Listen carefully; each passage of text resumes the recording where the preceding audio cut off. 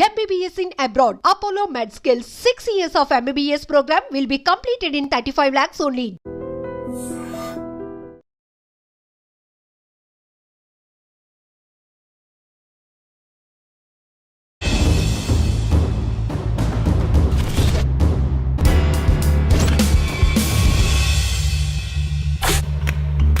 Party చెప్తేనే moment వచ్చే పరిస్థితిలో ఉన్నప్పుడు ఆ రోజుల్లోనే నక్సల్బరీ మూమెంట్కి సంబంధించిన ప్రచారం ఆనాటి ఆ మూమెంట్కి సంబంధించిన ఈ మ్యాగజైన్ లిబరేషన్ అనే పత్రికని ఇక్కడ ఒక కామ్రేడ్ దానిపైన ఇంట్రెస్ట్ ఉండే కామ్రేడ్ ప్రచారం కోసం తెచ్చి ఇచ్చేవాడు. దాన్ని చదివేవాడు. ఇంగ్లీష్లో లిబరేషన్ పత్రిక ఫస్ట్ స్టేజ్లో అదే ఎంఎల్ పార్టీ ఏర్పడే రోజుల్లో అట్లా ఆ స్థితిలో ఉన్నప్పుడు స్టూడెంట్స్ దానిపైన ఇంట్రెస్ట్ ఉండే వాళ్ళు అంతా కలుస్తూ ఉండేవాళ్ళు. ఆ రోజుల్లోనే కామ్రేడ్ మహదేవ్ కవనంబల్లి అతను ఆయన ఆనాడు సిపిఎం నుండి రెవల్యూషనరీ పాలిటిక్స్ వైపు వచ్చిన ఆయన సికే నారాయణ రెడ్డి వీళ్ళు పాత తరం వాళ్ళు మా దగ్గరికి వచ్చేవాళ్ళు. వాళ్ళు ఎస్ఎఫ్ పెట్టడానికి అంటే రెవల్యూషనరీ ఫెడరేషన్ స్టూడెంట్స్ ఫెడరేషన్ పెట్టడానికి దానికోసం ఫస్ట్ టైం బాలాజీ భవన్లో శ్రీశ్రీ కుటుంబరావులని ఇద్దరిని పిలిచి ఒక మీటింగ్ పెట్టారు స్టూడెంట్స్ కోసం. అట్లా వాళ్ళతో పరిచయం పెరిగింది. శ్రీశ్రీ ఆ రోజు ఆ విద్యార్థుల్ని శ్రీశ్రీ కుటుంబరావు కూడా ఆ విద్యార్థుల్ని వచ్చిన వాళ్ళ యూత్ని చూసి చాలా ఉత్సాహపడ్డారు. ఆ మీటింగ్లో ఇంకా కొందరు కామ్రేడ్స్ సాహిత్యకారులు కూడా మాట్లాడారు. ప్రధానంగా స్టూడెంట్ ఫెడరేషన్ లాంటిది పెట్టాలనే దీంతో ఆలోచనలో ఆ రోజుల్లో ఆ రోజుల్లోనే అనేక పుస్తకాలు అవి ఆ శ్రీశ్రీకి సంబంధించిన సాహిత్యాన్ని విద్యార్థుల్లో మేము చదివేదే సాహిత్యం కాబట్టి తెలుగు సాహిత్యం చదివాలి. ఆ సాహిత్యం రావడం, అదేగాక వీళ్ళు ఈ దిగంబర కవుల సాహిత్యం రావడం, ఇవన్నీ ఒక రకమైన ప్రేరణ మీకు. అంటే సాహిత్యం ప్రేరణతో మీరు పార్టీలో వెళ్ళారు. అంటే అప్పుడు పార్టీ నిర్మాణం జరిగిందా? పార్టీ అప్పటికి ఏర్పడలేదు. కోఆర్డినేషన్ కమిటీ మాత్రమే ఉంది. ఇది మా రెవల్యూషనరీస్ సంబంధించిన ఆల్ ఇండియా కోఆర్డినేషన్ కమిటీ ఉంది. అంటే అప్పటికి రాయలసీమ, చిత్తూరు, రాయలసీమ కాదు, ఆంధ్రాలోనే లేదు. మొత్తం అప్పుడే అంటే 69 అంటే అప్పుడు శ్రీకాకుళంలో స్టార్ట్ అయింది రైతాంగ పోరాటం. అది అక్కడ జరుగుతూ ఉంది. దాన్ని కూడా ఆధారం చేసుకొని మొత్తం ప్రచారం ఇది జరిగింది. అట్లా మేము ఈ మూమెంట్కి దగ్గర మా దగ్గరికి సికే నారాయణ రెడ్డి వాళ్ళు ఆ రోజుల్లో దీనికి ఆర్గనైజర్స్. సికే నారాయణ రెడ్డి, మహదేవ్ ఈ కవనంబల్లి, చిత్తూరు దగ్గర కవనంబల్లి ఆయన. సికే నారాయణ అందరికీ తెలుస్తుంది, హైదరాబాద్ బుక్ టెస్ట్ ఆయన. వీళ్ళు మా దగ్గరికి వచ్చారు. అట్లా మీటింగ్లు అరేంజ్ చేసేవాళ్ళు. స్టూడెంట్లు కలిపి మీటింగ్లు పెట్టేవాళ్ళు. మూమెంట్ తేవాలి, స్టూడెంట్స్ అంతా మూమెంట్ వైపు నడపాలి. అంటే మూమెంట్ పార్టీ చెప్తేనే మూమెంట్ వచ్చే పరిస్థితి ఉందా, లేదా అప్పుడు ఆ పరిస్థితులు ఆ విధంగా ఉండేవారు? పరిస్థితులు కూడా ఉన్నాయి. ఆ రోజుల్లోనే ఫ్రాన్స్లో విద్యార్థుల ఉద్యమం, ఫ్రాన్స్లో విద్యార్థుల ఉద్యమం, దానిపైన బిగినింగ్ ఫర్ ద ఎండ్ అని ఒక పుస్తకం వచ్చింది.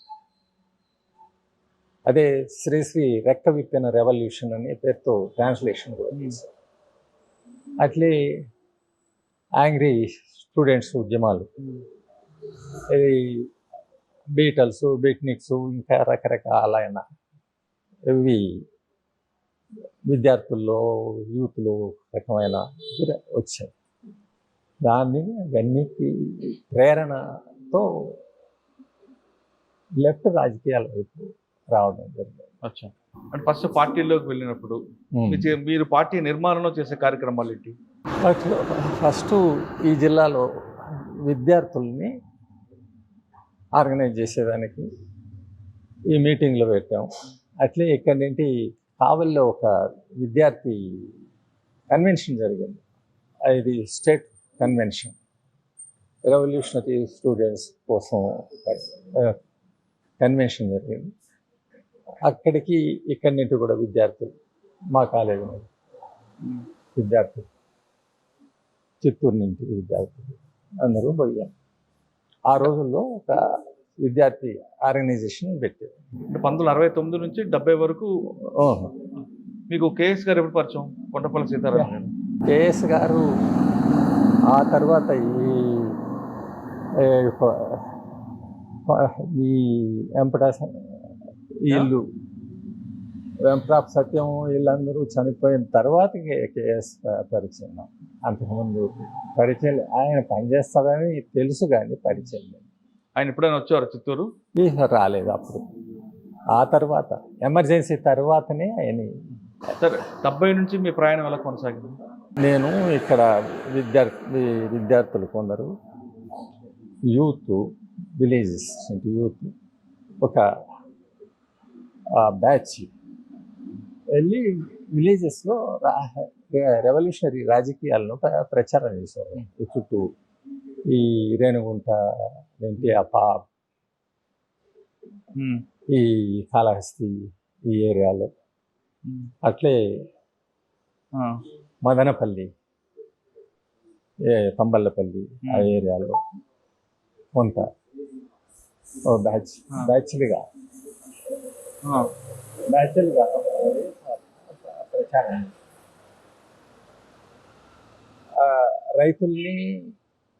రైతుల్ని దీని వైపు ఆకర్షించడానికి ప్రయత్నం జరుగుతాం. ఆ రోజుల్లో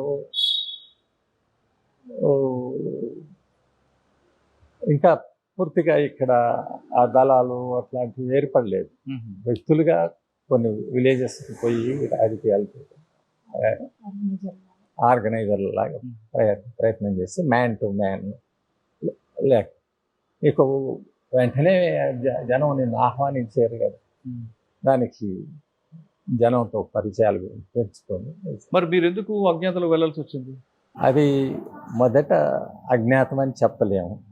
ఏమంటే జనం లేకపోయినాం, మిగతా వాళ్ళతో సంబంధం లేకుండా ఉన్నాం. జనంలో ఎప్పుడు అందరితో కూడా తిరుగుతూ ఉండేది, అనేక చోట్ల తిరిగేది. అది రహస్యంగా ఎవరితో కలవకుండా ఉండేది.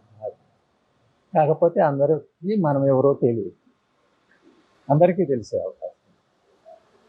ఇది పెద్ద పెద్ద మీటింగ్లు అట్లా పెట్టేది ఏం లేదు, మ్యాన్ టు మ్యాన్. కొందరు వ్యక్తులతో ఆ ఊర్లో ఏం చేసి వేరు వేరు విలేజెస్ వెళ్ళి జనాల్ని సాధారణంగా అప్రెస్డ్ క్లాసుల్లోకి, దళితుల్లోకి ఎక్కువగా పోయి ప్రచారం చేసాం. బాగా పేదలు ఉండే ఏరియాల్లోని. మీరు అజ్ఞాతంలో వెళ్ళారా, లేదు ప్రజలకు దూరంగా ఉండడం వల్ల అజ్ఞాతం అనుకోవాలా? ప్రజల్లో ఉండడమే, మిగతా ప్రత్యేకంగా అజ్ఞాతం వెళ్ళినట్లు కాదు అది. కాకపోతే మనలో తెలిసిన మన ఎనిమి అనుకునే వాళ్ళకి అజ్ఞాతం అని, మిగతా జనానికంతా ప్రత్యక్షమే. అజ్ఞాతం అని చెప్పలేదు ఆ రోజులు. మీకు ఎవరు బాధ్యుడు? ఎవరు అప్పుడు బాధ్యుడు అంటే మహదేవ్, ఆయనే ఈ జిల్లా కోఆర్డినేటర్. ఆయన సికే నారాయణ రెడ్డి వాళ్ళ నాయకత్వంలో ఒక కమిటీ ఏర్పడి మమ్మల్ని అంతా ఆర్గనైజ్ చేసింది. ఆంధ్రప్రదేశ్లో ఎంతకాలం పనిచేశారు మీరు? 94 వరకు. సో 90 వరకు అనుకుందాం. అంటే 70 నుంచి 90 వరకు అవును. ఎక్కడెక్కడ పనిచేశారు? ఈ కాళహస్తి ఏరియాలో, అట్లా తంబలపల్లి ఏరియా పనిచేసాం. అంటే ఇప్పుడు గ్రామాల పరిస్థితి ఎలా ఉండేది? అంటే పెత్తందారులు రాజ్యం ఉండేదా? పెత్తందారులు పెత్తనమే జరుగుతాం. ఎవరు కానీ వాళ్ళని ఎదిరించే శక్తి సామర్థ్యాలు లేవు. కాకపోతే దాన్ని ఒక ఆ సాంప్రదాయం పేరుతోనో ఏదో పేరుతో దాన్ని నడిపేవాళ్ళు. రెడ్డి గారు చెప్పారు కాబట్టి నడవాలి. కల్చర్లో నరసింహారెడ్డి గారు చెప్పారు, ఈ ఏరియాలో ఆయన ఏం చెప్తే అదే చెయ్యాలి. లేకపోతే తంబలపల్లి రెడ్డి చెప్పారు, అప్పగారు చెప్పారు, ఏం చెప్తే అది చెయ్యాలి అనేది. వాళ్ళు ఎంత తీసుకోమంటే అంత తీసుకోవాలి, ఎంత వద్దంటే అది పరిస్థితి.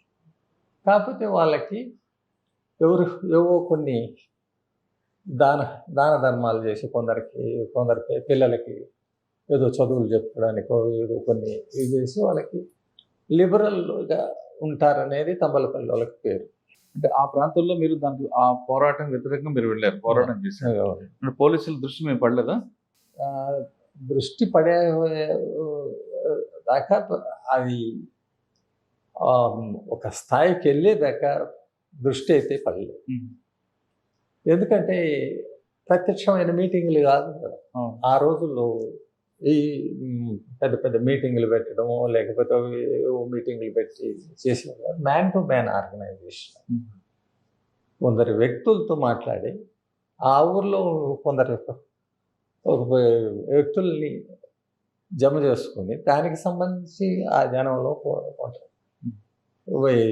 వాళ్ళ సమస్యల్ని, ఇదే పాలిటిక్స్ పేరుతోనే కాదు, వాళ్ళ సమస్యల పేరు వాళ్ళని ముందుకు తీసుకొచ్చి మనం చేయడం చేసి. అంటే మీరు ఒక ఐడియాలజీతో వెళ్ళారు, దాని ప్రకారంగా ఆ సిద్ధాంత పరంగా వెళ్తున్నారు. కానీ సాయుధ పోరాటం ఎప్పుడు వెళ్ళారు? సాయుధ పోరాటం అంటే ఇప్పుడు ఈయన చారు మజుందార్ చెప్పిన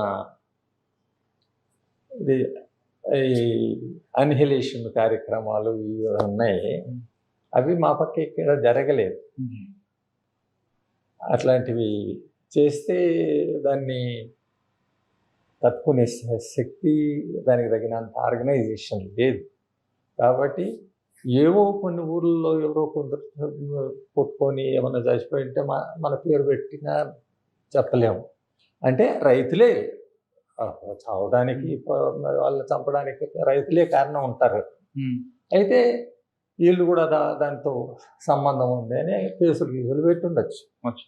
అయితే ప్రత్యక్షంగా వీళ్ళే అది చేసేసినారని కుట్ర అని పెట్టేవారు. First case ఎప్పుడమ్మా మీదన్నా? పల్లం కుట్ర కేసు అని పెట్టారు. ఎక్కడ?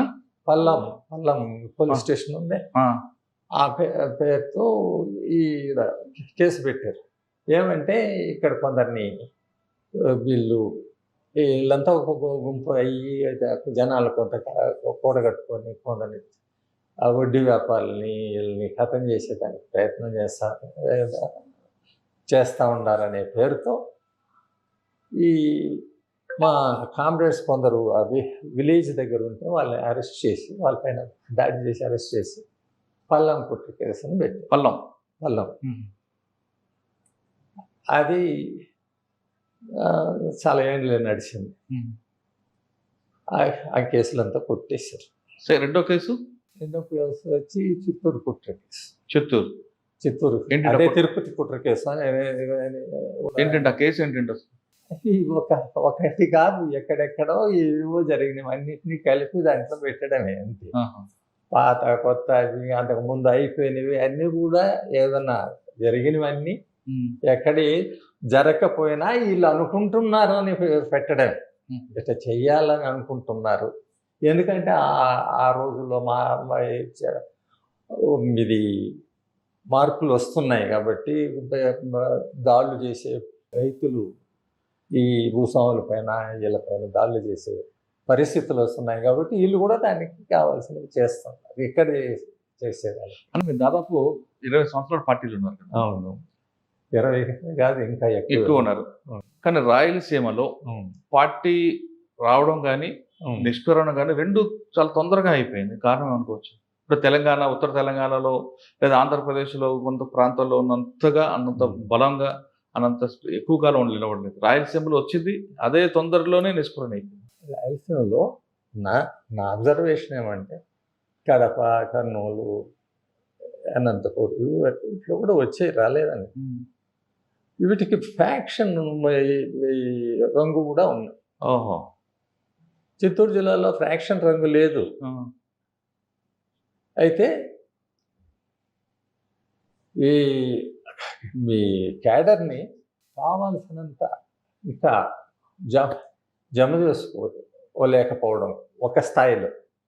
అది ఫస్ట్ స్టేజ్ గురించే నేను మాట్లాడుతున్నాను. ఆ తర్వాత సెకండ్ స్టేజ్ వేరు, ఎమర్జెన్సీ తర్వాత మార్పులు వచ్చాయి. పెద్ద పెద్ద మీటింగులు అన్నీ వచ్చి ఆ ఫస్ట్ స్టేజ్లో ఎమర్జెన్సీకి ముందు అది ఉండేదే తక్కువ మంది క్యాడరు. వాళ్ళు మిగతా వాళ్ళు చేస్తున్నారు. అయితే ఆ రోజుల్లో వచ్చిన ఆ క్యాడర్లో ఉంది. ఇప్పుడు వాళ్ళు ఫ్రాక్షన్ ఏరియాలో చాలా మిలిటెంట్లని అనుకున్నా వాడు అక్కడ ఆ మిలిటెన్సీ మిగతాలో ఆర్గనైజ్ చేయడంలో లేకుండా పోయింది. మిగతా అంటే ఫ్యాక్షన్ వైపు మొక్కు చూపించారు కానీ పార్టీ వైపు చూపించారు. వాటి ప్రభావం కూడా ఉంది అని నేను అనేది. పార్టీ కోసం పనిచేసే వాళ్ళు ఫ్రాక్షన్ వైపు ఎవరో కొందరు వాళ్ళ సమస్యల కోసం ఇటు వచ్చిన వాళ్ళు ఉంటారు, వాళ్ళు కూడా ఉంటారు. కానీ పార్టీ అంటూ ఫ్రాక్షన్ వైపు పోయింది. అయితే ఇప్పుడు అనంతపూర్లో కూడా పరిటాలు శ్రీరాములు మిగతా వాళ్ళ మధ్య ఫ్రాక్షను ఉంది, రాజకీయాలు ఉన్నాయి దాంట్లో. అయితే వీలైనంత వరకు ఫ్రాక్షన్గా చూపించడానికే ప్రయత్నం చేశారు దాన్ని. ఆ జనం రాలేదా? శ్రీరాములు ఏరియాలో ఒక వేవ్ లాగా జనం ఉద్యమం వైపు రాలేదా అంటే వచ్చినారు. అయితే మిగతా వాళ్ళు దాన్ని రెడ్లు ఫ్రాక్షన్కి వ్యతిరేకంగా కమ్మోళ్ళు, బోయోళ్ళకి ఇది అనేట్లుగా ప్రచారం చేయడంలో కూడా కొంతవరకు నష్టం జరిగింది. మీ ప్రయాణం ఎలా కొనసాగింది? పార్టీ వైపు ఎందుకు అడుగులు వేశారు? అంటే నా ప్రయాణం 89 నుంచి నేను మీ సొంత ఊరు ఎక్కడ? సొంత ఊరు శ్రీకాళహస్తి టౌన్. అంటే నేను విద్యార్థి ఆర్గనైజేషన్ అనేది కాకుండా మా చెల్లెలు ఉండేదన్నమాట. తను బీఎస్సీ ఫస్ట్ ఇయర్ ఇంటర్ చదువుతాను. తను అట్లా ఈ విద్యార్థి ఆర్గనైజేషను ఇట్లా వాళ్లకు పరిచయం అయ్యి తను నాతో అన్ని షేర్ చేసుకునేది. తను తన ఫ్రెండ్ అన్ని షేర్ చేసుకునేది అనమాట. అట్లా అప్పుడు కాళహస్తి ఏరియాలో ఆర్గనైజర్గా పనిచేసేవాళ్ళు. ఎవరు? చంద్రన్ గారు పనిచేసేవాళ్ళు. అప్పుడు తనకు ఇట్లా మిగతా అంటే రెవల్యూషనరీ బుక్స్ ఉంటాయి కదా, అట్లాంటివి తెచ్చిస్తే తను నాకు కూడా ఇచ్చేది అనమాట. నేను చదివేదాన్ని. అట్లా ప్రభావితం అట్లా ప్రభావితం. ఇంకోటి అట్లాంటి పరిస్థితులు లేవు. కానీ అప్పట్లో మాదాల రంగారావు పిక్చర్స్, పిక్చర్స్ అట్లాంటి కొంత విప్లవ శంఖం అట్లాంటి పిక్చర్స్ వచ్చాయి. అవి కొంత ప్రభావితం అనమాట. అట్లా మా చెల్లెలతోటి నాకు అట్లా తను చదివిన బుక్స్ నాకు ఇచ్చేది, నన్ను చదవమని చెప్పేది. అట్లా ప్రభావితం అయిన తర్వాత 89 డిసెంబర్లో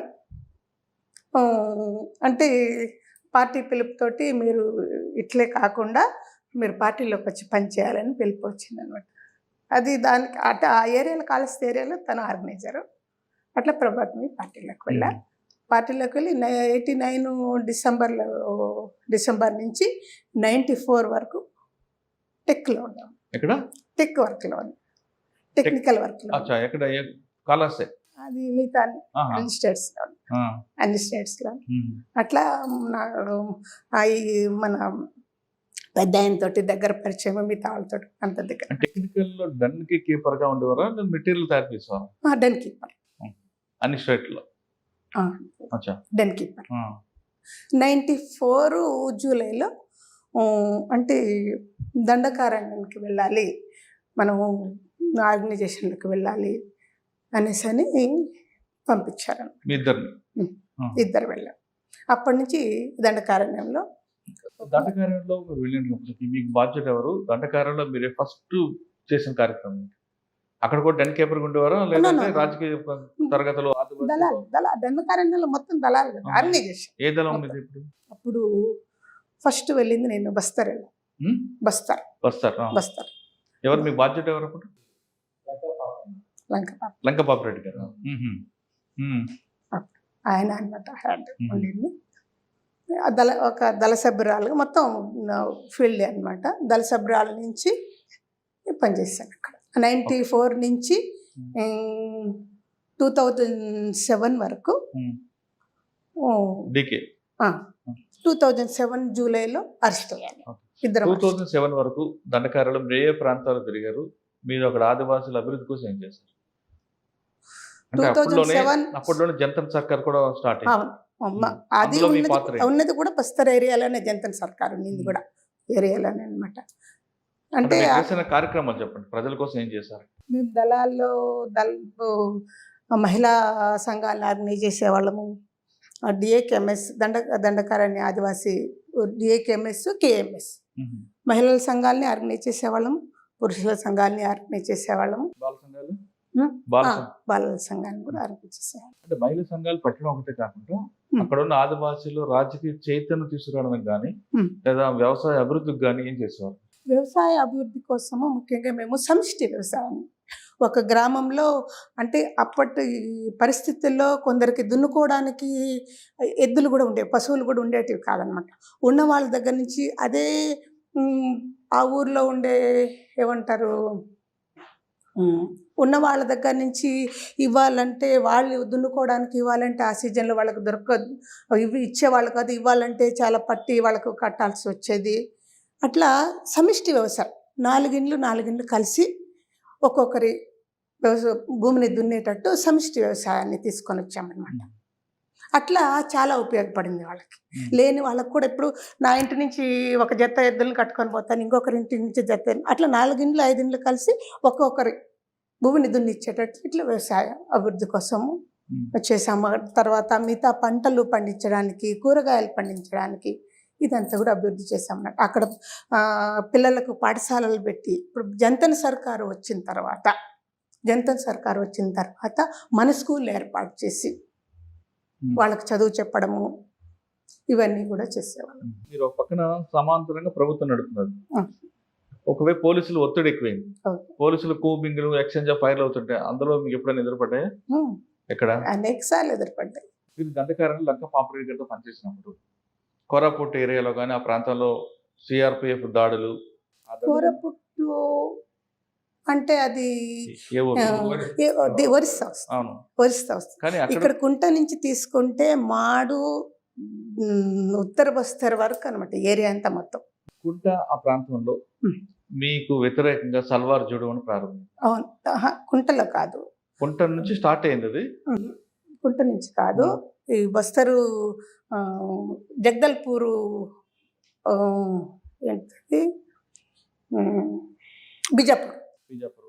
బీజాపూర్ ఆ పక్కన కుంట ఈ ప్రాంతం. అవును. మీకు సల్వార్ జోడు నుంచి ఒత్తిడి ఎలాగుండేది? సల్వార్ జోడు నుంచి ఎలాంటి మీకు ఇబ్బందులు ఉండేది? 2005 నుంచి స్టార్ట్ అయిందండి సల్వార్ జోడు. ఇది సెకండ్ వేవ్ అనమాట. సల్వార్ జోడంలోనే అంతకుముందు ఏంటి మహేంద్ర కర్మ తీసుకొచ్చిన రెండో, అంటే పెత్తందారులతోటి తీసుకొచ్చిన అక్కడ ఉండే పార్టీకి వ్యతిరేకంగా, అక్కడ స్ట్రగుల్కి వ్యతిరేకంగా తీసుకొచ్చింది ఇది రెండోసారి సల్వార్ జోడు. 2005లో స్టార్ట్ అయింది. సల్వార్ జోడుకి మీకు మధ్యన వారు ఎలా ఉండేది? చాలా ఇదిగా ఉండేది.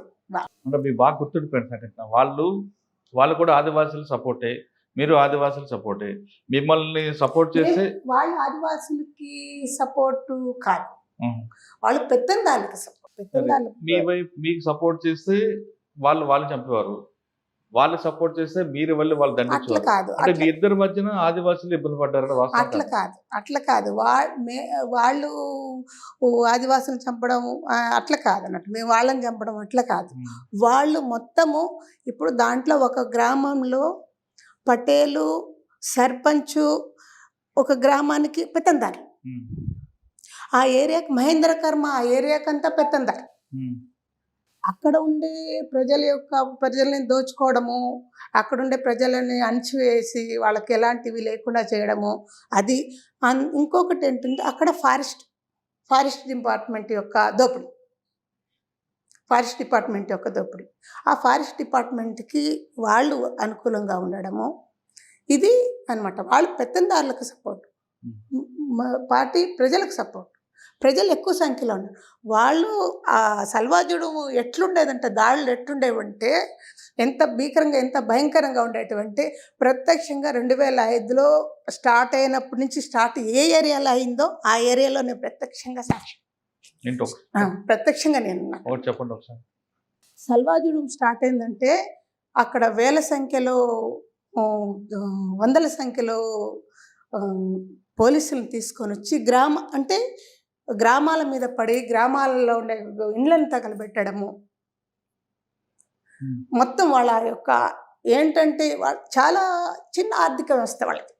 అక్కడ ఆదివాసులు చాలా చిన్న ఆర్థిక వ్యవస్థ.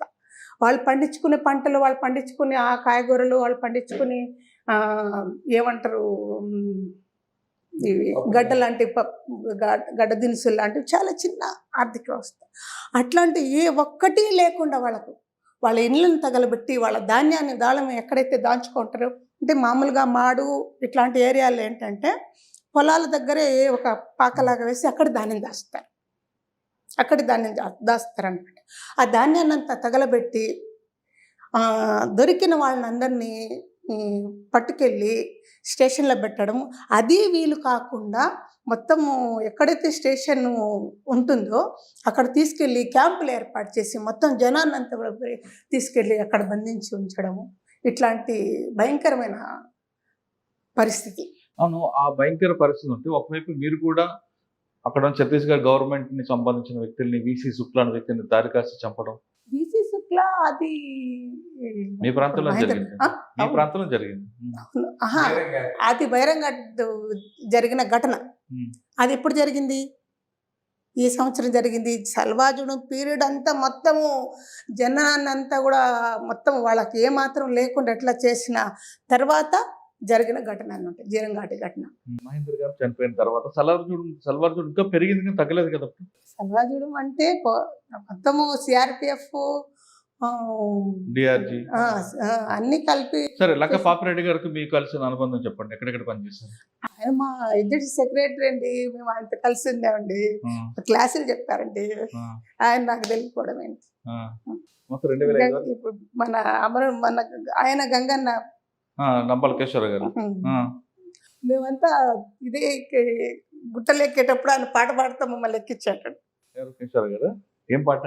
మామూలు రెవల్యూషనరీ సాంగ్స్. అంటే గంగన్న గారు ప్రోత్సాహంతో పాట పాడితే మీరందరూ పైకెక్కేవారు. తను మమ్మల్ని అంతా కూడా ఉత్సాహపరుస్తూ తను బరువులు ఎత్తుకొని ఆయన గుట్టలెక్కుతూ మమ్మల్ని ఎక్కించాడు. ఇంకెవరున్నారు మీకు గంగన్న గారు పరిచయం? నాకు ఆల్మోస్ట్ అందరు పరిచయం. జంపన్న గారు ఆయనకి పరిచయం. గణపతి, తక్కినపల్లి వాసుదేవరావు, వాసన్న అలియా శేషన్న పరిచయమా? మల్లాది వేణుగోపాల్ గారు, ఆజాద్, వీళ్ళందరితో కలిసి పనిచేశారు. అంటే సెంట్రల్ కమిటీతో మీరు ఉన్నారు, చాలా వరకు ఉంటుంది కదండి, లేదని చెప్తారేంటి? అంటే యాక్షన్ గురించి అడగట్లేదు, ప్రజల కోసం ఏం చేసి చెప్పండి అంతే. ఇప్పుడు దండకార్యంలో దాదాపు 40 సంవత్సరాల నుంచి పార్టీ ఉందమ్మా, అవునా? పార్టీ అక్కడ ఉంటుండగా మరి ఇంకా ఎందుకు ఆదివాసులు అభివృద్ధి చెందట్లేదు? అక్కడ అభివృద్ధి చెందలేదనేసి ఎవరన్నారండి? అప్పటికి ఇప్పటికీ చాలా అభివృద్ధి వచ్చింది. చాలా వాళ్ళ ఆర్థిక పరిస్థితుల్లో మార్పులు వచ్చాయి. అక్కడ రియల్గా మీరు చూస్తే తెలుస్తుంది, అక్కడ ఫారెస్ట్ డిపార్ట్మెంట్ యొక్క దోపిడీ.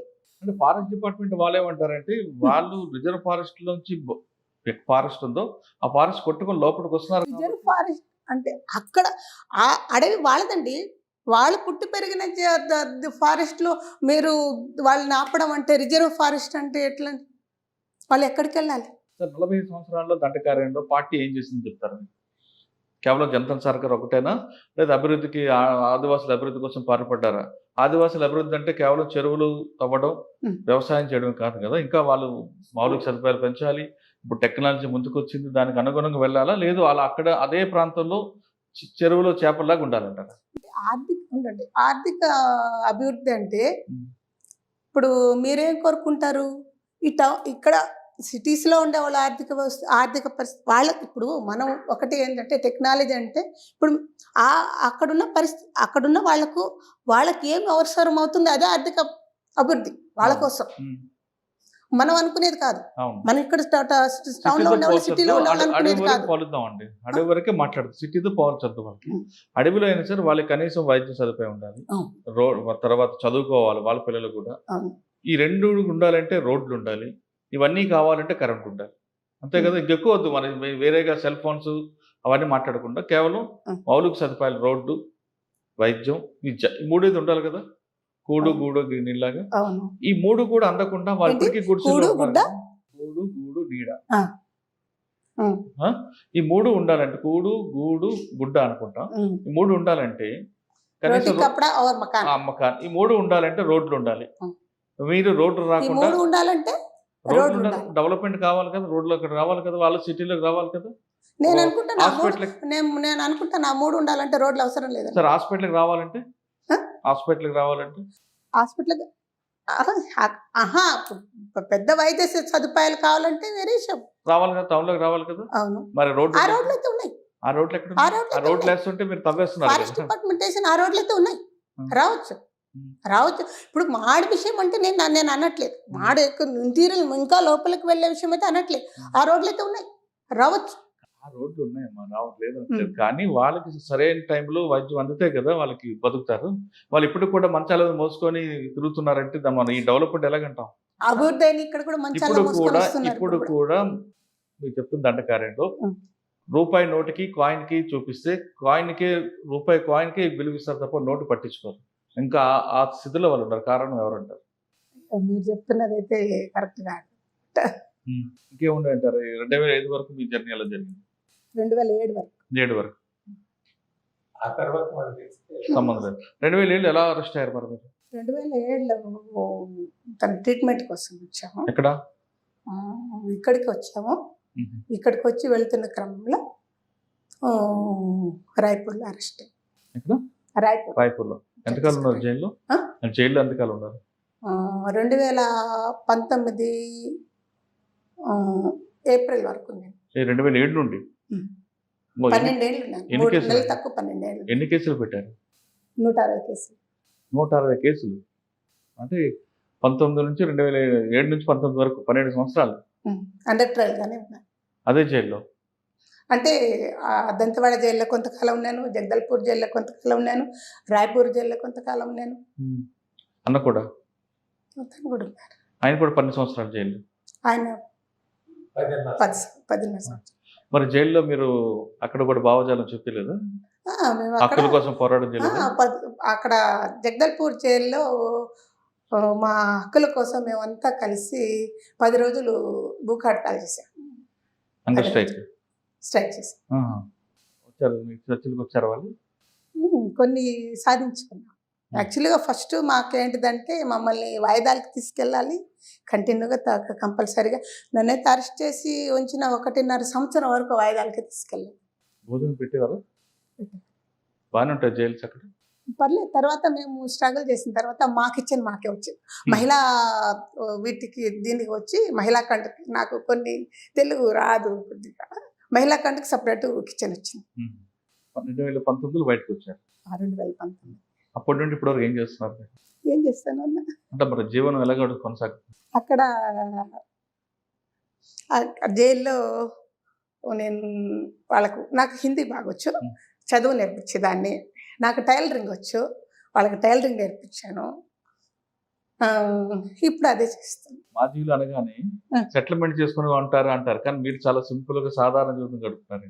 మాకు ఈ లైఫ్ బాగుందండి. అసలు యాక్చువల్లీగా ఏంటిదంటే మమ్మల్ని ఇంతకాలము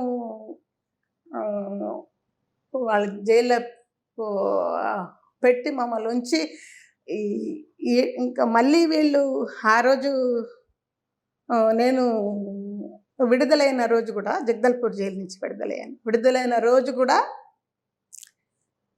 మీరు వెళ్ళి మీ సాధారణ జీవితం గడుపుతామంటేనే మిమ్మల్ని వెళ్ళనిస్తాం, లేకుంటే వెళ్ళనివ్వం అనేసి ఇది కండిషన్స్ పెట్టారు. మీకు మొదటిసారి అరెస్ట్ చేసినప్పుడు మీ మీద 160 కేసులు ఉన్న మిమ్మల్ని సాధారణంగా వాళ్ళు ఎన్కౌంటర్ చేయడానికి ప్లాన్ చేస్తారు, కానీ మీకు మీ వైపు అటు చూడలేదు అలా వాళ్ళు? అంటే అప్పుడు అరెస్ట్ చేసి మమ్మల్ని తీసుకున్న దాస్ దాస్ దాస్ అని ఎస్పీ ఉన్నాడు. అంటే మమ్మల్ని రాయ్పూర్లో అరెస్ట్ చేశారు. తీసుకెళ్ళి ఇంట్రాగేట్ చేశారు. మమ్మల్ని 8 రోజులు ఇంట్రాగేట్ చేశారు ఇద్దరు. అక్కడి నుంచి రాయ్పూర్ నుంచి జగదల్పూర్ తీసుకొచ్చారు, జగదల్పూర్ నుంచి బిజాపూర్ తీసుకెళ్ళారు. 8 రోజులు ఇంట్రాగేట్ చేశారు. 8 రోజులకు ముందు నన్ను మొత్తం తీసుకొని అదే బిజాపూరు గంగళూరు ఏరియా అనమాట, నేను పనిచేసిన ఏరియా. ఆడ అందరికీ తెలుసు, మొత్తం 8 తెలుసు, అందరికీ తెలుసు. చెప్ప జాంతే నన్ను సల్వాజూడంతో పాటు ఏరియాలకు తీసుకెళ్ళాను, బెంగళూరు ఏరియాలకు తీసుకెళ్ళాను. అక్కడికి వెళ్ళి తిరిగి వస్తున్నాం. ఈరోజు ఉదయం వెళ్ళామంటే మరుసటి సాయంత్రం రిటర్న్ వచ్చాం. మొత్తం సల్వాజూడం బ్యాచ్లు, సిఆర్పిఎఫ్ అన్ని ఫోర్సెస్ మొత్తం కలిపి నన్ను ఏరియాకి తీసుకెళ్ళారు. పోయి వస్తున్న క్రమంలోనే 5 సార్లు ఎన్కౌంటర్ జరిగింది ఏరియాలో. నన్ను తీసుకెళ్తున్న క్రమంలో 5 సార్లు ఎన్కౌంటర్ జరిగింది. అక్కడ ఈ దళాలకు 8 పోలీసులకు మధ్య 5 సార్లు ఎన్కౌంటర్ జరిగింది. కానీ మీకు ఎక్కడ ఏం కాలేదు? నాకేం కాలేదు. వాడు అన్నాడు, మాకెవరికైనా ఏమన్నా అయితే నిన్ను ఇక్కడ తుకడా కరకే హీ ఫెక్కే జాయింగ్ కరకే. ఒక అతనికి మాత్రం తూటా తీసుకెళ్ళింది. అక్కడి నుంచి మిమ్మల్ని విడిపించడానికి వాళ్ళు కాల్పులు జరిపారు. ఫోర్స్ వస్తుంది కాబట్టి కాల్పులు జరిపారు అన్నమాట. కానీ మీరున్నారని తెలియదు వాళ్ళకి? తెలుసుంటుంది, తెలుసా? ఇన్ఫర్మేషన్ తెలుసుంటుంది. అది గంగళూరు స్టేషన్ నుంచి తీసుకెళ్లారు. మీరు ఒక భావజాలంతో వెళ్ళారు కదా, వెళ్ళారు, మీరు అనుకుని సాధించారు అక్కడ? నాకైతే తిరుగుతుంది. నాకైతే అంటే నేను అనుకునేది ఏంటంటే, నేను ఒక సాధారణమైన కుటుంబం నుంచి వచ్చాను, మధ్యతరగతి కుటుంబం నుంచి వచ్చాను.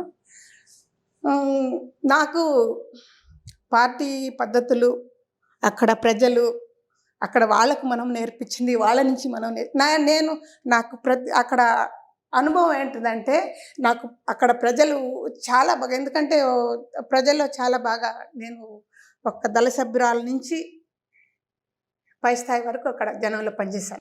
ఏ స్థాయి వరకు పనిచేశాను? ఏ స్థాయి చెప్పండి. ప్రజలు నాకు బాగా పరిచయం.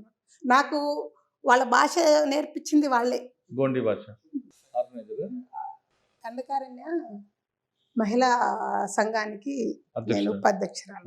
దండకారణ్య. సరే అమ్మా, పార్టీలు మీరు అక్కడికి వెళ్ళాక అక్కడున్న ఆదివాసులు భాష నేర్చుకున్నారు, వాళ్ళ సాంప్రదాయం నేర్చుకున్నారు, అంతా మీకు బాగుంది. కానీ ఎప్పుడు కూడా ఈ 12 సంవత్సరాల్లో కుటుంబం గుర్తురాలేదా? అమ్మ, నాన్న, చెల్లి? నేను 89 వెళ్ళిన తర్వాత ఒక్కసారి వచ్చా, 2005లో వచ్చా. 2005 అనుకుంటా. అప్పుడు వచ్చి అమ్మని చూసేది, అమ్మని చూసేది. కదమ్మా, నేను అడుగుతా ఫైన్ కూడా. పార్టీలు అన్ని సంవత్సరాలు పనిచేస్తావు కదా. అవును. ఎప్పుడు కూడా అంటే మీకు రక్త సంబంధం గొప్పదా, వర్గ సంబంధం గొప్పదా? రక్త సంబంధం గొప్పది, వర్గ సంబంధం గొప్పది. రక్త సంబంధం కంటే వర్గ సంబంధం గొప్పది. రక్త సంబంధం కంటే వర్గ సంబంధం గొప్పది. కానీ మీకు ప్రపంచం పరిచయం చేసింది రక్త సంబంధం కదమ్మా, వాళ్ళు లేకపోతే వర్గం ఎక్కడ వస్తుంది? అందుకే అంటున్నా కదా, ప్రపంచానికి చాలా పరిచయం చేశారు. నీకు ప్రపంచానికి పరిచయం చేసింది అమ్మా నాన్న. అవును. ముందు అమ్మా నాన్న, తర్వాత మీకు వర్గం. కానీ మీరు ముందు అమ్మా నాన్నకి ఇవ్వకుండా వర్గానికి ప్రయారిటీ ఇస్తున్నారు. అది ఎంతవరకు కరెక్ట్ అంటారు? మీరందరూ వెళ్ళారమ్మా అడవులోకి, ఇక్కడ అమ్మా నాన్న ఎవరు చూస్తారు? మరి అట్లా అనుకుంటే ఇంకా ప్రపంచమే లేదు కదా. మీరు కూడా జైల్లో ఉన్నారు, బయటకు వచ్చేసారు కదా. ఇప్పుడు మీకు అదే క్వశ్చన్ అడుగుతున్నారు, అక్కగడ క్వశ్చన్. వర్గ సంబంధం గొప్పదా, రక్త సంబంధం గొప్పదా? వర్గ సంబంధం గొప్పది అని ఎందుకంటామంటే రక్త సంబంధం ఎందుకు పనికిరాదని దాని అర్థం కాదు. ఇప్పుడు రక్త సంబంధానికి వర్గ సంబంధానికి తేడా ఏంటంటే ఏ స్వార్థం లేకుండా కలిసి ఉంటారు వర్గ సంబంధాలు. రక్త సంబంధంలో నన్ను కాపాడతారనో, నా కొడుకులు నన్ను వీళ్ళు చూస్తారనో, లేకపోతే నాకు రాబోయే రోజుల్లో నన్ను ఇది చూస్తారనే దృష్టితోనే చేస్తారు. అయితే అమ్మా నాన్న అంతా అట్లే చేస్తారా అంటే అట్లా కూడా కాదు. అమ్మా నాన్నలందరూ కూడా తన కొడుకు తను చూడాలని కూడా చేయరు. మా నాన్న నన్ను ఎప్పుడు నేనేదో చూస్తానని, అరే నువ్వు పోతే పో, జాగ్రత్తగా ఉండు, నువ్వేం చేయాలనుకుంటావు అది చెయ్యి, నువ్వు ఎన్నోసార్లు అరెస్ట్ అయినా నేను మళ్ళీ బయటికి తీసుకొస్తాను అనే చెప్పాడు మా నాన్న. అంటే మీ నాన్నగారికి స్వార్థం లేదు. స్వార్థం లేదు. కానీ ఒక కొడుకుగా ఒక తండ్రికి తీర్చాల్సిన రుణం అని తీర్చారా మీరు? నేను అనేది ఏమంటే నేను నా తండ్రికి రుణం తీర్చడమే ప్రధానమని అనుకుంటే ఈ సమాజం ఇలా ఉండదు. మనం అందరూ అలా అనుకుంటే ఈ సమాజం ఇట్లా ఉండదు. ఈరోజు మనం మీరు కానీ నేను కానీ ఇంకొకరు ఈ స్థితిలో ఉన్నామే. ఈ డెవలప్మెంట్కి అంతా కారణమైన అనేక మంది త్యాగాలు ఉన్నాయే, అవి లేకుండా ఉంటే మనం ఈరోజు ఇలా ఉండం.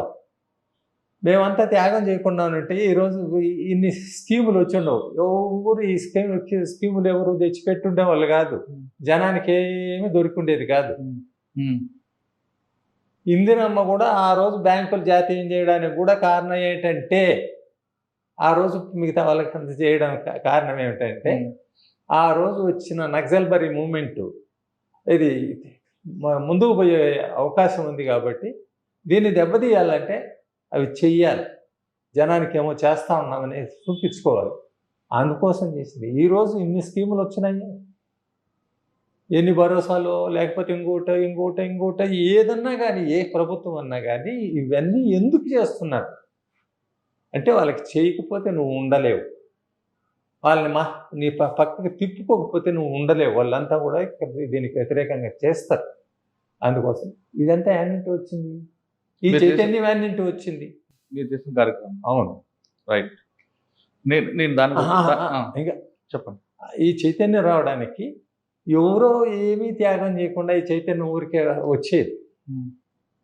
ఈ సమస్యలు ఉంటాయి, నువ్వు ఈ సమస్యల్ని నిన్ను మోటివేట్ చేసి ఈ సమస్యల్ని బయటపడేదానికి ఏమన్నా చేయాలని అనే జనం తయారు చేయకపోతే ఏ సమస్య పరిష్కారం కాదు. వాళ్ళ ఇష్టంగా అన్నీ చేసేది. అది 100% వాస్తవమే. మీరు ఆ విధంగా త్యాగాలు చేయబట్టి ప్రభుత్వం కిందకు వచ్చినది 100% ఒప్పుకుంటా. కానీ ప్రజల నుంచి మద్దతు లేనప్పుడు మీరు ఎంతకాలం పనిచేస్తారు? అది ఆ మద్దతు లేకుండా ఉంటే ఇంతకాలం ఎందుకు నడుచుంటుంది అని నేను అనేది. ఇంతమందిని చంపేస్తూ ఉంటే కూడా ఇంకా ఎవరో అంటే వస్తున్నారు, కానీ మీలాగా ఐడియాలజీ ఉన్న వాళ్ళు తక్కువ ఉన్నారు. అదంతా తప్పండి. ఐడియాలజీ అంటే అదేదో పెద్ద చదువుకున్న ఇది డిగ్రీలు ఉండేవాళ్ళు ఐడియాలజీ తెలిసిన వాళ్ళని, లేకపోతే అంటే ఒకటండి డిగ్రీ చేసుకున్న వాళ్ళు, లేకపోతే ఇంకోటి చదువుకోవాలి స్కూల్లో చదువుకున్న వాళ్ళే ఆ నాలెడ్జ్ ఉంటుంది. అది మా వాళ్ళు అది ఆదివాసీలు వాళ్ళు ఏ స్కూల్లో చదువుకోలేదు. ఇడి మా పేరు చెప్తేనే బెదిరి ఇదవుతారు. వీళ్ళంతా ఎట్లా వచ్చినారు? ఆడ నేర్చుకుని చదివేవాళ్ళు. కాబట్టి చదువు అనేది ఆడింటి కూడా వస్తుంది, ఆడింటి కూడా నేర్చుకుంటారు. ఆడుండే పరిస్థితులకు తయారైపోతే దీన్నింటి నేర్చుకుంటారు. కాబట్టి ఏ త్యాగము లేకుండా ఏ సమాజము ముందుకు పోదు. దాంట్లో మేము వ్యక్తిగతంగా మేము నష్టపోతాం, మాకేమి మిగలదు. అవును, మిగులుతుందని ఎవరు పోలేదు ఆ ఉద్యమాల్లోకి. కాబట్టి మాకేం మిగలదు. ఇంకా అనామకములుగా కూడా చచ్చిపోవచ్చు, ఎవరు ఆ శవాన్ని కూడా చూసే పరిస్థితి ఉండదు. ఇప్పుడు మేము కూడా తినడానికి తిండి లేకుండా ముసలోళ్ళు అయిపోయినాం కదా, పని చేస్తే కానీ దొరకదు. ఇన్నేళ్ళు వచ్చినాక ఇప్పుడు మేము టైలరింగ్ చేసుకొని బతుకుతూ ఉన్నాం.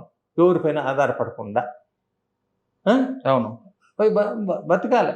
నువ్వేమనుకున్నావు దానికోసం పోయినావు, కొంత త్యాగం చేసినావు. మీరు ఆశించుకుంటూ వెళ్ళారు. అవును. ఆ? మీరు అనుకున్న లక్ష్యం సాధించారు. మరి కానీ మీకు వ్యక్తిగతంగా లాభం జరగకపోయినా సమాజంలో మార్పు వచ్చిందని మీరు అనుకుంటున్నారు. అంతే. రైట్. దానిపైన ఏమి ఆశించలేదు, ఆశించకూడదు. ఆశిస్తే వాళ్ళు ఏం చేయలేరు. అది కానీ పార్టీ ఎప్పుడు కూడా బుల్లెట్ ద్వారా రాజ్యం అంటది. అది తప్పండి. బుల్లెట్ రాజ్యం అని అంటా ఉంది అనేది తప్పు. మీరంతా త్యాగ పురుషులు కాదనను. ఎందుకంటే ఒక ఎండనక వాననక అక్కడే ఉంటారు. నిత్యం ఎప్పుడు పోలీసు వస్తాడా, ఎప్పుడు పాము వస్తాడా తెలియని పరిస్థితుల్లో మీరు గడిపే రోజులు. ఆ విధంగా మీరు చేసిన త్యాగమే ఈరోజు వచ్చింది. మీలాంటి త్యాగస్తులు, మీలాగా అంత నిరాభరణ ఉన్నంత కూడా రాజకీయంగా వచ్చి పోటీ చేసి ప్రజల్లో మార్పు తేవచ్చు కదా. అసలు ఈ సిస్టమే అట్లాంటిదండి. అట్లా పోటీ చేసి ఇది వచ్చే అవకాశం లేదండి. ఎందుకంటే మీరు ఎంత ఇదిగా అందరి చేసి ఎడ్యుకేట్ చేయడానికి ఉపయోగపడుతుందని ఇవన్నీ చేస్తున్నారు. వీళ్ళంతా మిమ్మల్ని ఊరికే పొగడడానికి 2 మాటలు చెప్పొచ్చు, కానీ అవసరమైనప్పుడు మీకు వీళ్ళెవరు చేయరు. ఏమి అసలు మీరు ఆ తేడా గమనించారు. వీళ్ళెవరు చేయరు. ఇప్పుడు వాళ్ళంతా చేస్తారని నువ్వు చేస్తే తప్పు. అసలు వాళ్ళు ఏదో చేస్తారని, వాళ్ళు నీకు మద్దతు ఇస్తారని చెయ్యొద్దు. నువ్వు చేయాల్సింది చెయ్యాలి. నువ్వు పుట్టినావు మనిషిగా, నువ్వు ఏమన్నా చేయగలిగితే చెయ్యి, అంతే. ఇంకా మళ్ళీ ఏదో వాళ్ళంటే ఆశించద్దు. ఆశించడం అంటే నువ్వు చేయనట్లే లెక్క. ఇప్పుడు పార్టీ పరిస్థితి ఎలా ఉందనుకుంటారు? అది మాకే తెలుసు అండి. మేము కాదంటే మీ గురించి అడగట్లేదు, జనరల్గా అడుగుతున్నా. నేను అనేది ఏమంటే మాకు ఏమి తెలియదు. మేము ఏ రోజు జైల్లో నింటి బయట వచ్చినా, అరెస్ట్ అయినామో ఆ రోజు నింటి పార్టీ ఎట్లా మాకు తెలియదు. సరే పోనండి. ఇప్పుడు మెయిన్ నంబాల కేశవరావు గారు చనిపోవడం, అవును, పార్టీకి నష్టం అంటారా? నష్టమే. ఎవరు చనిపోయినా, ఒక చిన్న క్యాడర్ చనిపోయినా కూడా నష్టమే పార్టీ. కానీ పార్టీకి కెప్టెన్ లాంటి ఆయనే చనిపోయారు కదా. ఆయనే చనిపోతే ఇంకా మళ్ళీ కేశవరావులు పుట్టరా? నేను అనేది ఏమంటే కొండపల్లి సీతారామయ్య వెళ్ళిపోయాడండి. ఆయన ఉండలేకపోయాడు, ముసలాయన అయిపోయాడు. ఆయన అన్ని చేయలేకపోయాడు. ఆయన పోయినాడు, ఆ పార్టీని ఆగిపోయిందా? సరే, కొండపల్లి సీతారాం గురించి మాట్లాడారు కదా. ఒక్క నిమిషం నేను మాట చెప్పండి. ఆయన పోతానే ఆయన పోతే ఎవరు పంచిపోయినా ఒక వ్యవస్థ ఆగిపోదు. కిషన్ చనిపోయినాడు, ఆగలేదు. ఇందిరాగాంధీ చనిపోయింది, దేశం ఆగిపోయిందా? రాజీవ్ గాంధీ చనిపోయారు, ఆగిపోయిందా?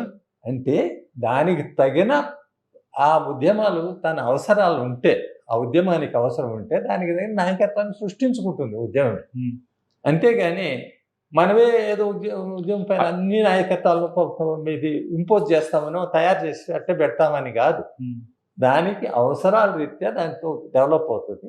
దానికి మిగతా కొంత ప్రోధి చేస్తారు మిగతా వాళ్ళు, అంతే. అంతకు మించి ఇంకేం. అటు పార్టీకి నష్టం జరగలేదు అంటారు. కానీ ఇప్పుడున్న పరిస్థితుల్లో సరే, ఆయన కాకపోతే ఆయన ప్లేస్లో ఇంకొకరు వస్తారు. ఆ ఉద్యమం అయితే ఆగిపోదు, ఇంకొక ఉద్యమం పుట్టించుకుంటారు నాయకత్వాన్ని, దాన్ని ఒప్పుకుంటా. కానీ ఇప్పుడున్న పరిస్థితుల్లో నిర్బంధం ఎక్కువైంది. ఈ పరిస్థితుల్లో పార్టీని లీగలైజ్ చేసే బెనిఫిటే కాదా? ఎందుకంటే 1977లో మీరు ఇందాక అన్నట్లు కొండపల్లి సీతారామయ్య గారు లీగలైజ్ చేయాలన్నారు.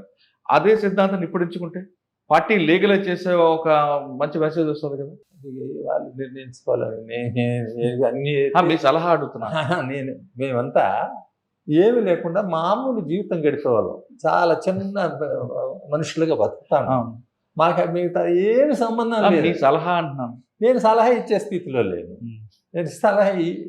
నేను ఇవ్వలేను, ఎందుకంటే నేను ఏమి ఆచరణే లేను. నేను ఏం సలహా? ఓకే, ఫైనల్గా చెప్పండి.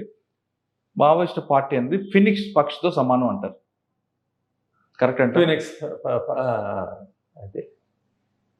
అయితే ఫినిక్స్ పక్షితో సమానము అని చెప్తాను అంటే జనం పైన నమ్మకం ఉంది, అంతే. కానీ దీర్ఘకాల పోరాటం ద్వారా ఇప్పుడు వస్తుందండి ఇది సాధించేది. అసలు ఈ సమాజము, మనిషి ఎన్నో వేల సంవత్సరాల పరిణామ క్రమంలో ఆ రోజుల్లో ఉన్న మనిషి ఏమి పశ్చిమాంసం తింటా ఉన్న మనిషి ఇంకా ఆ తర్వాత ఎన్నో మార్పులకు లోనయ్యాయి. ఎందరో వాళ్ళ ముందరనే ఆ జంతువులు తినేసాయి. దాని నుండి బయటపడడానికే నేర్చుకున్నాడు. ఇది కూడా అంతేనండి. ఇది చేస్తూ ఉంటారు, పోతారు. కొందరు నష్టపోతూ ఉంటారు. కొన్ని వేల మంది, లక్షల మంది, కోట్ల మంది. ఇప్పుడు రోజు వాడు ఇజ్రాయెల్ గాజా స్ట్రిప్లో మొత్తం బాంబులు వేసి మొత్తం అదేమీ లేదు, ఇల్లు లేవు, ఏమీ లేదు, అయినా వాడు వేస్తానే ఉన్నాడు బాంబు.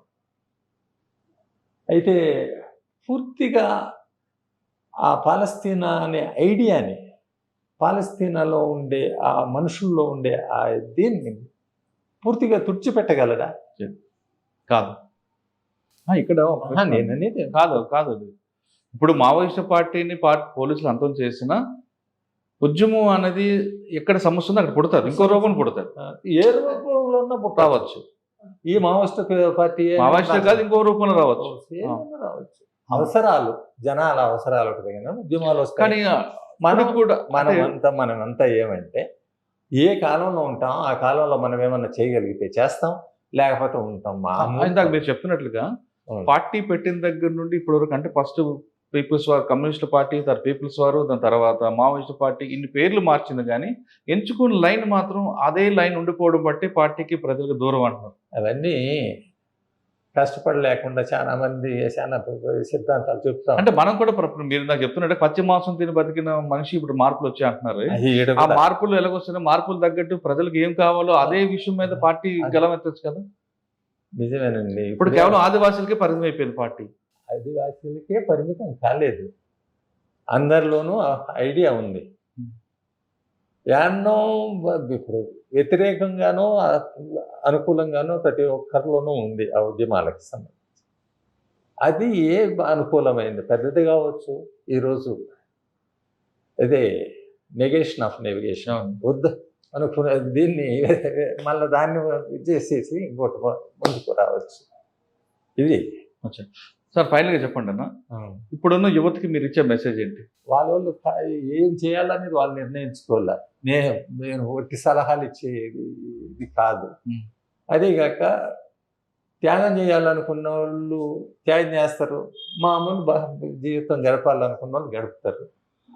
అది మేము ఆ స్థాయిలో ఏంటిది ఇది వచ్చేసినాం కాబట్టి అన్ని దాటి వచ్చేసినాం. మేము మా చేతిలో ఇంకేం లేదు, ఇంకా అంతే మామూలుగా ఉన్నాం. వాడు ఎట్లన్నా బతకనిస్తే, లేకపోతే ఎట్లా అవుతుందో దానికి సిద్ధంగా. ఇంకా మీరు చెప్పండి అక్క, ఇప్పుడున్న అమ్మాయిలు చిన్న విషయానికే సూసైడ్ చేసుకోవడం, చిన్న కుటుంబ కళలు, ఏదో చిన్న విషయం వచ్చినా లేదు. మరి కొంతమంది అమ్మాయిలు అందరూ కూడా విలాసాల వైపు వెళ్ళిపోవడం, దేశభక్తి ఇవన్నీ పక్కన పెట్టుకుంటున్నాం. చిన్న కుటుంబ కలహాలతో సూసైడ్ చేసుకున్న వాళ్ళకి కానీ, వాళ్ళకి అటువంటి అమ్మాయిలకి మీరు ఇచ్చే మెసేజ్ ఏంటి? అన్ని సమస్యలకు పరిష్కారం చావే అంటారా, లేదు నిలబడి ధైర్యంగా పోరాటం చేయాలి? అన్ని సమస్యలకి చావు పరిష్కారం కాదండి. వాళ్ళు ఇప్పుడు ఉన్న యువతకు నేను ఇచ్చే సలహా ఏంటంటే, మానసికంగాను శారీరకంగాను వాళ్ళు స్ట్రాంగ్ కావాలి. ఎట్లాంటి పరిస్థితినైనా ఎదుర్కోవడానికి, ఎట్లాంటి సమస్యనైనా ఎదుర్కోవడానికి సిద్ధంగా ఉండాలి. దీన్ని నేను చెప్పేది ఏంటంటే, మన పిల్లలకి చిన్నప్పటి నుంచే దీన్ని నేర్పాలి, ఎడ్యుకేషన్ ఇవ్వాలి అనేది నేను కోరుకునేది. ప్రతి మనిషికి ప్రతి సమస్య ఉంటాయి, ప్రతి సమస్యకి చావే పరిష్కారం కాదంటున్నారు నిర్మలక్క. ఆవిడ చెప్తున్నట్టు ముందు మన శారీరకంగా మానసికంగా దృఢంగా ఉంటే మనల్ని చూసి 10 మంది తయారవుతారు. అంటే ఈ శారీరకంగా మానసికంగా దృఢంగా అవ్వాలంటే ముందు తల్లిదండ్రుల పెంపకమే అక్కడి నుంచి స్టార్ట్ అయితే ఖచ్చితంగా పిల్లలు పెద్ద అయ్యాక వాళ్ళ సమస్యను వాళ్ళే పరిష్కరించుకుంటారంటూ నిర్మలక్క చెప్తున్నారు. ఇంకా చంద్రన్ గారు చెప్తున్నారు, త్యాగం చేసే ప్రతి వ్యక్తి కూడా ఏదో ఆశించి చేస్తే మాత్రం అది త్యాగంగా రాదు, దానికి అటువంటి కార్యక్రమాలు చేపట్టదు. ఖచ్చితంగా ఈ సమాజం ముందుకు వెళ్ళాలంటే త్యాగాలు చేయండి, కానీ ఆశించకుండా చేయండి అంటూ చంద్రన్ గారు చెప్తున్నారు. ఇది మాజీ మావోయిస్టులు తొలితర నాయకులు చంద్రన్ గారు, నిర్మలక్క ఎక్స్క్లూజివ్ ఇంటర్వ్యూ. వచ్చే వారం మరో గెస్ట్తో మళ్ళీ కలుద్దాం. అంతవరకు నమస్తే. థ్యాంక్ యూ అక్క. థ్యాంక్ యూ అన్న. నమస్తే. iDreams, this police diaries is something very, very valuable towards that. I must really appreciate Murali, your insights. iDreams founder and CEO చిన్న వాసుదేవ్ రెడ్డి గారితో మురళీధర్ క్రైమ్ స్టోరీస్ చాలా famous అయిపోయినావు. did this with Gautam Savam Garu and Sajjan sir. Well done. Congratulate him for doing so well, and I congratulate him, his boss also, for doing so well.